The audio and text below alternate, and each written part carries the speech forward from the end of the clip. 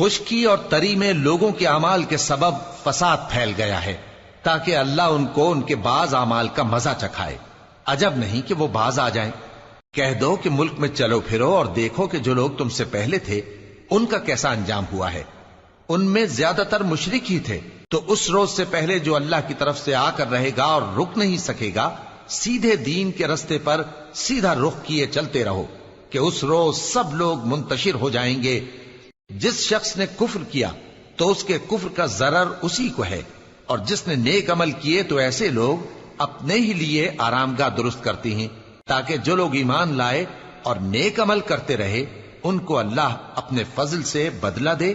بے شک وہ کافروں کو دوست نہیں رکھتا۔ اور اسی کی نشانیوں میں سے ہے کہ وہ ہواؤں کو بھیجتا ہے کہ خوشخبری دیتی ہیں تاکہ تم کو اپنی رحمت کے مزے چکھائے، اور تاکہ اس کے حکم سے کشتیاں چلیں، اور تاکہ تم اس کے فضل سے روزی طلب کرو، اور تاکہ تم شکر کرو۔ اور ہم نے تم سے پہلے بھی پیغمبر بھیجے تو وہ ان کے پاس نشانیاں لے کر آئے، سو جو لوگ نافرمانی کرتے تھے ہم نے ان سے بدلہ لے کر چھوڑا،